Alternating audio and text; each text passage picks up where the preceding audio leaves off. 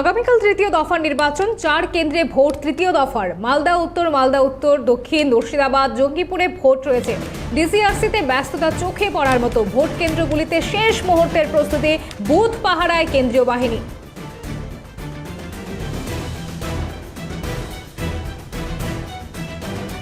যে খবরের দিকে নজর রাখছি আমরা, ডিসিআরসি থেকে বুথে বুথে রওনা ইতিমধ্যে দিয়েছেন ভোট কর্মীরা। আগামীকাল তৃতীয় দফার নির্বাচন রয়েছে। আমরা প্রত্যেকেই জানি 4টি কেন্দ্রে ভোট তৃতীয় দফার। মালদা উত্তর, মালদা দক্ষিণ, মুর্শিদাবাদ, জঙ্গিপুরে ভোট রয়েছে। কাল সকালবেলা থেকেই সেখানে ভোট দিতে যাবেন অসংখ্য মানুষ। ইতিমধ্যে যে ছবি আমাদের ক্যামেরায় ধরা পড়ছে, ডিসিআরসিতে ব্যস্ততা একেবারে চোখে পড়ার মতো। ভোট কেন্দ্রগুলিতে ইতিমধ্যে শেষ মুহূর্তের প্রস্তুতি নেওয়া হচ্ছে। যে ছবি উঠে আসছে আমাদের ক্যামেরায়, ডিসিআরসিতে সেখানে ব্যস্ত রয়েছেন কর্মীরা, যার যার উদ্দেশ্যে তারা রওনা হয়েছেন। ভোট কেন্দ্রের উদ্দেশ্যে তারা রওনা হয়ে গিয়েছেন ইতিমধ্যেই। রাত পোহালেই ভোট রয়েছে। রাজ্যের 4 লোকসভা কেন্দ্রে আগামীকাল ভোট।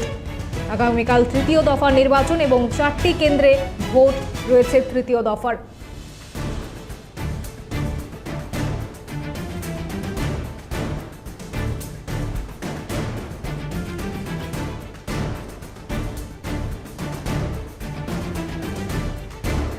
যে ছবি আপনারা দেখতে পাচ্ছেন, রাত পোহালেই রাজ্যের 4টি কেন্দ্রে ভোট রয়েছে। আর এই মুহূর্তে আমরা জঙ্গিপুর লোকসভা কেন্দ্রের দিকে নজর রাখবো। সেখানে রঘুনাথগঞ্জ এইচএস বয়েজ প্রাথমিক বিদ্যালয় থেকে শুভজিৎ রয়েছে আমাদের সঙ্গে সরাসরি। শুভজিৎ, সেখানে কি দেখতে পাচ্ছ? কারণ রাত পোহালেই তৃতীয় দফা নির্বাচন এবং আমরা জানি 4টি কেন্দ্র অত্যন্ত স্পর্শকাতর এই মুহূর্তে এই কেন্দ্রগুলি। সেখানে কি দেখতে পাচ্ছ? ভোট কর্মীরা কি বলছেন?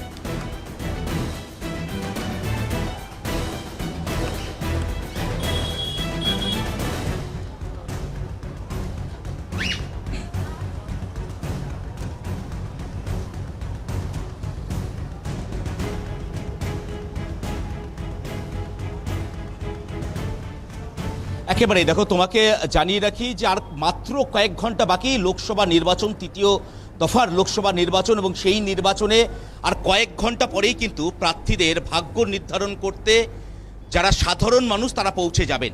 কিন্তু তার আগের মুহূর্তে আমি তোমাকে জানিয়ে রাখি যে গোটা রাজ্য জুড়ে যে তাপপ্রবাহ বা আবহাওয়া যে তাপমাত্রা বেড়ে চলেছিল, সেই তাপমাত্রা যেরকম একদিকে তাপমাত্রার পারদ নামছে, কিন্তু এই রাজনৈতিক তাপমাত্রা বা যা ভোটের যে তাপমাত্রা তার পারদ কিন্তু আরও চড়তে শুরু করেছে। তার কারণ আর কয়েক ঘন্টার মধ্যেই নির্বাচন শুরু হতে চলেছে, তৃতীয় দফার লোকসভা নির্বাচন। এবং আমি এই মুহূর্তে রঘুনাথগঞ্জে রয়েছি। রঘুনাথগঞ্জের এইচএস প্রাথমিক যে বিদ্যালয় তুমি দেখতে পাচ্ছ এই মুহূর্তে, সেখানে যেরকমভাবে ভোট কর্মীরা পৌঁছে গিয়েছেন, একই সঙ্গে পৌঁছে গিয়েছেন নিরাপত্তা কর্মীরাও। তুমি দেখতে পাচ্ছ বাইরে এই মুহূর্তে 2জন সিআরপিএফের কর্মরত জওয়ান তারা রয়েছেন। গোটা ভোটের যে নিরাপত্তা, সেই নিরাপত্তা কার্যত তাদের কাঁধেই সেই নিরাপত্তার দায়িত্ব। যে কারণে এই মুহূর্তে তারা যেরকম এলাকা ঝালিয়ে দেখেছেন, এর আগে রুট মার্চ থেকে শুরু করে একাধিক পেট্রোলিং সেগুলো সিআরপিএফ বা কেন্দ্রীয় বাহিনীর পক্ষ থেকে করা হয়েছে।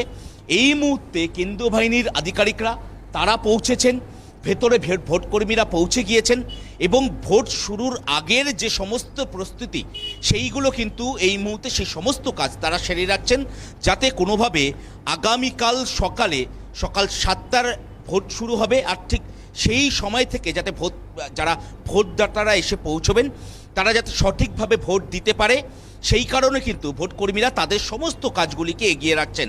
এবং ব্যালট বক্স থেকে শুরু করে সমস্ত যে মেশিনারিজ যেগুলো ইতিমধ্যে পৌঁছে গিয়েছে এই ভোটগ্রহণ কেন্দ্রে। এখানে 3টি ভোটগ্রহণ কেন্দ্র রয়েছে। রঘুনাথগঞ্জের 185 নম্বর, 186 নম্বর এবং 187 নম্বর বুথ রয়েছে এই রঘুনাথগঞ্জ এইচএস বয়েজ প্রাথমিক বিদ্যালয়। একদিকে 3টি বুথ কেন্দ্রে যেরকম ভোটকর্মীরা পৌঁছেছেন, তাদের সমস্ত কাজগুলিকে তারা এগিয়ে রাখার চেষ্টা করছেন। অন্যদিকে নিরাপত্তার দায়িত্বে থাকা কেন্দ্রীয় বাহিনীর সমস্ত জওয়ান তারা কার্যত একেবারে রাত পোহালে নির্বাচন আর শেষ মুহূর্তের কাজ সেরে নিচ্ছেন ভোট কর্মীরা। আপাতত ধন্যবাদ তোমাকে।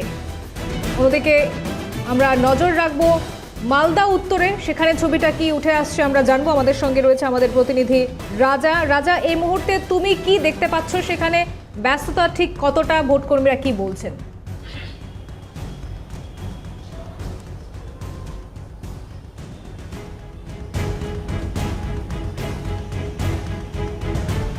দেখো, ঘড়ির কাঁটা এই মুহূর্তে 6:10 ঠিক 12 ঘন্টাও বাকি নেই এখনো পর্যন্ত। 12 ঘন্টা বাদে মকপল প্রক্রিয়া চলবে। আমরা এই মুহূর্তে রয়েছি মালদা উত্তরের রানী দাক্ষায়ণী বালিকা বিদ্যালয়। এটি মূলত মহিলা পরিচালিত বুথ। 230 এবং 231 এই দুটি বুথ কিন্তু এখানে রয়েছে। তোমাকে আমরা দেখাবার চেষ্টা করি, ইতিমধ্যেই ভোট কর্মীরা তারা কিন্তু রওনা দিয়েছেন, তারা কিছুক্ষণের মধ্যেই এখানে উপস্থিত হবেন। তোমাকে তার আগে দেখাবার চেষ্টা করি যে কার্যত যে মঞ্চ, সেই মঞ্চ কিন্তু তৈরি হয়ে রয়েছে। আর কিছুক্ষণের মধ্যেই যে মহিলা ভোটকর্মী রয়েছেন তারা কিন্তু এখানে আসবেন। তারা এখানে আসবার পরেই কিন্তু তোমাকে বলি যে ভোট গ্রহণ প্রক্রিয়ার যে প্রক্রিয়া, সেই প্রক্রিয়া তারা শুরু করবেন। এবং একই সঙ্গে তোমাকে দেখাচ্ছি যে এই মুহূর্তে মঞ্চ একেবারে তৈরি। যারা ভোট কর্মী রয়েছেন তারা কিন্তু এখনো পর্যন্ত এখানে এসে পৌঁছননি, তারা আর কিছুক্ষণের মধ্যেই চলে আসবেন। এবং তারা আসলেই কিন্তু যে ভোট গ্রহণের যে কাজকর্ম, সেই কাজকর্মগুলো তারা কিন্তু শুরু করবেন। তোমাকে বলি যে এই যে চাচল এলাকা রয়েছে সেখানে বেশ কয়েকটি বুথ যেখানে মহিলা পরিচালিত থাকবে। অভিষেক আমার সহকর্মী রয়েছে, মালদা জেলার সহকর্মী অভিষেক, চাচলের বেশ কয়েকটি বুথ যেখানে মহিলা পরিচালিত থাকছে। ইতিমধ্যে এখনো পর্যন্ত আমরা কি যে খবর পাচ্ছি যে প্রায় বুথে বুথে কিন্তু কর্মীরা পৌঁছে গিয়েছেন। ওভারঅল কি খবর এখনো পর্যন্ত পাচ্ছ তুমি? দেখো, যেটা আমাদের কাছে কমিশন সূত্রে খবর আসছে যে 733টি ভোট গ্রহণ কেন্দ্র রয়েছে, তার মধ্যে 10টি মহিলা পরিচালিত। অর্থাৎ মালদা উত্তরের যে ডিসিআরসির যে 3টি বিধানসভা পড়ছে সেটা হচ্ছে মালতীপুর, চাচল এবং হরিশ্চন্দ্রপুর। এই 3টি বিধানসভার যে ভোট গ্রহণ কেন্দ্র 733টি, যার মধ্যে মহিলা ভোট গ্রহণ কেন্দ্র রয়েছে 10টি। ইতিমধ্যে আমরা যেখানে দাঁড়িয়ে রয়েছি, চাচল রানী দাক্ষায়ণী গার্লস হাই স্কুল, এটি একটি মহিলা পরিচালিত এবং সেখানে কেন্দ্রীয় বাহিনী দিয়ে কিন্তু ভোট করানো হবে। শেষ মুহূর্তে তুমি যেটা দেখালে যে শেষ মুহূর্তের প্রস্তুতি প্রায় শেষ। আর কিছুক্ষণের মধ্যেই কিন্তু মহিলা ভোট কর্মীরা তারা কিন্তু এসে পড়বে। তারপরেই কিন্তু রাত পোহালেই কিন্তু আগামীকাল তৃতীয় দফা নির্বাচন। একেবারে তৃতীয় দফা নির্বাচন রাত পোহালেই বুথে বুথে ইতিমধ্যে কেন্দ্রীয় বাহিনী মোতায়েন করা হয়েছে। সকাল থেকে আমরা যখন ডিসিআরসিতে পৌঁছেছিলাম, আমরা যখন ভোট কর্মীদের জিজ্ঞেস করছিলাম পঞ্চায়েত ভোট নাকি লোকসভা ভোট, কোন ভোটে আপনারা ভোটে কাজ করতে নিরাপত্তা বোধ করেন, প্রত্যেকে কিন্তু এক বাক্যে বলেছেন যেহেতু এই লোকসভা নির্বাচনে কেন্দ্রীয় বাহিনী থাকে সেক্ষেত্রে কিন্তু তারা ভোট করতে একেবারে নিরাপত্তা বোধ করেন। আর কিছুক্ষণের মধ্যেই মহিলা ভোট কর্মী তারা চলে আসবেন রানী দাক্ষায়ণী বালিকা বিদ্যালয়ে। তারপর তারা তাদের প্রয়োজনীয় কাজকর্ম সেরে ফেলবেন। আর কাল সকালবেলা এই মুহূর্তে 6:15 বাজে, কাল 6:15 মানে কিন্তু ইতিমধ্যেই মকপল প্রক্রিয়া শুরু হয়ে গিয়েছে। সকাল 7টা থেকে সেই গুরুত্বপূর্ণ ভোট দান প্রক্রিয়া শুরু হবে। বন্যশিকা, বেশ, আপাতত ধন্যবাদ রাজা তোমাকে। আমরা এবার মালদা দক্ষিণের ছবিটা জানবো, ছবিটা দেখাবো আপনাদের প্রথমে।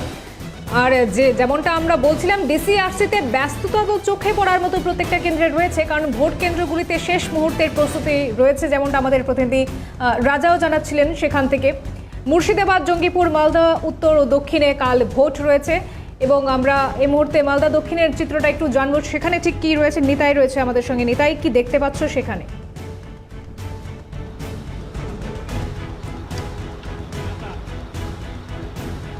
একদমই, দেখো রাত পোহালেই নির্বাচন। তবে তার আগে আমরা রয়েছি দক্ষিণ মালদার ডিসিআরসিতে। আমি একটু ডিসিআরসির ছবি আগে দেখানোর চেষ্টা করছি। এই মুহূর্তে ডিসিআরসিতে বেশ কিছু কর্মীরা রয়েছেন, তবে যারা প্রিসাইডিং অফিসার বা যারা ভোট কর্মী তারা কিন্তু ইতিমধ্যেই তাদের নির্দিষ্ট বুথে বুথে তারা পৌঁছে গেছেন। এবার তোমাকে আমি একটু রাজনৈতিক বিষয়টি একটু জানানোর চেষ্টা করব যে এই দক্ষিণ মালদার যে পরিস্থিতি, সেটা হচ্ছে যে দক্ষিণ মালদার কথা যদি বলি তাহলে যখন থেকে উত্তর মালদা এবং দক্ষিণ মালদা বিভক্ত হয়েছে, অর্থাৎ দুটি পৃথক লোকসভা কেন্দ্র হয়েছে, সেই লোকসভা কেন্দ্রে কিন্তু অন্য কোনো ফুল, অর্থাৎ যদি বা ঘাস ফুলের কথা বলি বা যদি আমরা পদ্ম ফুলের কথা বলি, কোনো ফুলই কিন্তু এই দক্ষিণ মালদায় একেবারে তাদের যে থাবা সেটা কিন্তু বসাতে পারেনি। এখানে গণিমিতি বরাবর ভর করে আসে এবং সেই গণিমিতে ভর করেই কিন্তু হাত একদম শুরু থেকে শক্ত রয়েছে। আর যদি সাবেক মালদার কথা বলি, অর্থাৎ বিভক্ত হওয়ার আগে, এই উত্তর মালদা এবং দক্ষিণ মালদার জন্ম হওয়ার আগে যে সাবেক মালদা, সেই সাবেক মালদা লোকসভা কেন্দ্রে কিন্তু কংগ্রেস একেবারে শক্ত ঘাঁটি করে বসেছিল। মাঝে দুটো টার্ম সে সময় কিন্তু বামেরা এখানে কিছুটা শক্তি প্রদর্শন করেছিল, কিন্তু গণি পরিবারের সদস্য এই মালদা লোকসভা কেন্দ্রে প্রার্থী হওয়ার পরে বামেরা আবার ধরাশায়ী হয়ে যায়। কংগ্রেসের হাত ক্রমশ শক্ত হতে থাকে। অন্যদিকে যখন এই লোকসভা কেন্দ্র অর্থাৎ মালদা লোকসভা কেন্দ্র দুই ভাগে ভাগ হয়ে যায়, উত্তর এবং দক্ষিণ, সেই সময় কিন্তু উত্তর মালদা 2019-এর লোকসভা কেন্দ্রে পালাবদল করে নেয়। সেখানে বিজেপি তাদের মানে যে প্রার্থী সেই প্রার্থীর হয়ে একদম শুরু থেকে জোর কদমে প্রচার চালিয়েছিল এবং তার সুফল পেয়েছিল। কিন্তু যেই উত্তরবঙ্গকে বিজেপির শক্ত ঘাঁটি বলা হয় বর্তমান সময়ে সেই উত্তরে বিজেপি মাত্র একটি আসনে ফল খারাপ করে, আর সেই আসনটি হলো দক্ষিণ মালদা। এই দক্ষিণ মালদায় একদম শুরু থেকে এই 19-এর যে লোকসভা নির্বাচন, সেই লোকসভা নির্বাচন পর্যন্ত কিন্তু গণিমিথের ওপরে ভর করেই চলছিল। আর এবারের যে নির্বাচন 24-এর নির্বাচন, এই নির্বাচনেও কিন্তু এখন লাখ টাকার প্রশ্ন হয়ে দাঁড়িয়েছে যে এই নির্বাচনে গণিমিত কাজ করবে কিনা। তার কারণ সবথেকে বড় বিষয় যেটা, এবার কংগ্রেসের তরফ থেকে এখানে যে প্রার্থী হয়েছে তাও কিন্তু সেই গণি পরিবারের সদস্য। আর এই জায়গায় কংগ্রেস আত্মবিশ্বাসী যে তাদের গণিমিত কাজ করবে। কিন্তু যদি আমরা বিধানসভা নির্বাচনের ফলাফলের দিকে নজর রাখার চেষ্টা করি, তার পাশাপাশি পঞ্চায়েত এবং পুরসভার দিকেও যদি নজর রাখার চেষ্টা করি, সেক্ষেত্রে কিন্তু ঘাসফুলের ফল যথেষ্ট ভালো রয়েছে। কিন্তু ঘাসফুল এখানে সেভাবে লোকসভা নির্বাচনে ছাপ ফেলতে পারেনি। অন্যদিকে যেটা আমরা এর আগেও জানিয়ে আসার চেষ্টা করলাম, জানিয়ে রাখার চেষ্টা করেছি একাধিকবার, সেটা হচ্ছে যে গোটা উত্তরবঙ্গ, এই উত্তরবঙ্গ বিজেপি শক্ত ঘাঁটি, এরা বারংবার বিজেপির নেতৃত্বরাও দাবি করেছেন এবং লোকসভা নির্বাচনে কিন্তু সেটা স্পষ্ট হয়েছিল 19-এ। সেটা আমাদের কাল নজর থাকবে, কারণ আগামীকাল তৃতীয় দফার ভোট রয়েছে। আপাতত ধন্যবাদ নিতাই তোমাকে। আর এবারে যে খবরের দিকে নজর রাখবো, রাত পোহালে আমরা জানি তৃতীয় দফার ভোট রয়েছে। মুর্শিদাবাদের চিত্রটা ঠিক কি, ডিসিআরসিতে ব্যস্ততা কতটা, জানতে পারবে আমাদের সঙ্গে রয়েছে আমাদের প্রতিনিধি সুদীপ্ত। আমরা প্রত্যেকেই জানি মুর্শিদাবাদ একেবারে খবরের শিরোনামে গত 2 সপ্তাহ ধরে উঠে এসছে বিভিন্ন কারণে, বিশেষ করে বোমা বিস্ফোরণ এবং বোমা উদ্ধারের ঘটনায়। এই মুহূর্তে দাঁড়িয়ে শেষ মুহূর্তে তুমি কি দেখতে পাচ্ছ সেখানে?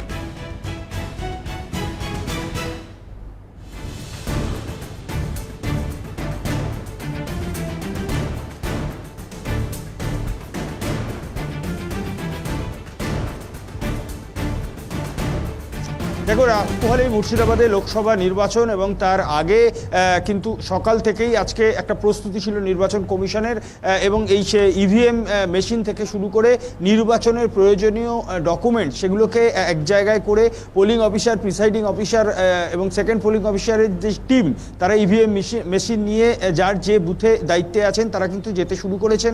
এই মুহূর্তে আমি রয়েছি বহরমপুরের যে স্টেডিয়ামের মাঠ, সেই স্টেডিয়ামের মাঠে আমার ক্যামেরা পার্সন জ্যাকিকে একটু সেই ছবি দেখাতে বলবো। এই স্টেডিয়ামের মাঠেই কিন্তু ডিসিআরসির ক্যাম্প করা হয়েছে এবং আমরা দেখতে পাচ্ছি এই ক্যাম্পের বিভিন্ন জায়গায় কিন্তু আলাদা আলাদা করে টেন্টের মধ্যে আলাদা আলাদা বিভিন্ন কেন্দ্রগুলো ভাগ করে দেখানো হয়েছে এবং কোন ভোটকর্মীর কোথায় দায়িত্ব সেগুলো কিন্তু এখান থেকেই বোঝানো হয়েছে, এখান থেকে ডিস্ট্রিবিউশন হয়েছে ইভিএম মেশিন। এবং সকাল থেকেই কিন্তু আমরা দেখতে পেয়েছি যে ধাপে ধাপে এই সব ইভিএম মেশিনগুলি নিয়ে প্রিসাইডিং অফিসার, পোলিং অফিসারদের টিম তারা নিজেদের দায়িত্বপ্রাপ্ত বুথে চলে গেছেন। এবং কিছুক্ষণ আগেও আমরা যেটা দেখতে পেয়েছি সেটা হচ্ছে যারা রিজার্ভে রয়েছেন তারাও কিন্তু অপেক্ষা করছেন। আমরা গত আগের এবং আগের পর্বে যে নির্বাচন হয়েছে সেখানে দেখেছিলাম যে এই ভোট কর্মী তাদের মধ্যে ক্ষোভ ছিল যে তাদের অ্যাকাউন্টে ঠিকমতো টাকা ঢোকেনি, কোথাও কোথাও তাদের পরিবহন নিয়ে সমস্যা ছিল, যদিও এখনো পর্যন্ত। একেবারে আগামীকাল আমাদের প্রত্যেকেই নজর থাকবে মুর্শিদাবাদে। আপাতত ধন্যবাদ তোমাকে সুদীপ্ত।